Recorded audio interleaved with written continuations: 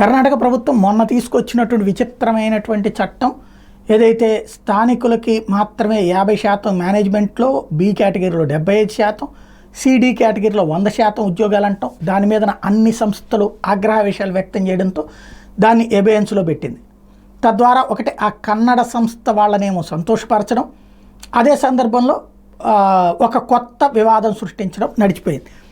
అది సమస్య పరిష్కారం కాకముందే మరొక వైపున పుణ్యక్షేత్రాలలో ఏదైతే హిందువుల పవిత్ర ప్రార్థనలకు సంబంధించినటువంటి వినాయక చవితి కానీ, దుర్గా పూజలు కానీ ఇట్లాంటి స్కూళ్ళల్లో చేయడానికి వీల్లేదన్నట్టు నిషేధాజ్ఞలు జారీ చేసి, ఇంకొక వైపున ఓటీటీ ప్లాట్ఫారాలకు సంబంధించినటువంటిది విచిత్రమైనటువంటి నిర్ణయం తీసుకుంది.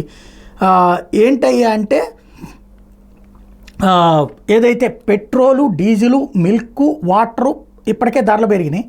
ఇప్పుడు తాజాగా ఓటీటీ ప్లాట్ఫారాలు, మూవీ టిక్కెట్లు 2% ధరలు పెంచుతా తీసుకున్నటువంటి నిర్ణయంతో వరుసపెట్టి, అంటే ఒక సంక్షేమం ఇవ్వాలంటే ఒక జేబులో నుంచి డబ్బులు ఎవడి జేబులో నుంచి ఎవడు తీసియడు, ఇంకో రకంగా ప్రజల మీద భారం వేయక తప్పదు అనడానికి సాక్ష్యమే.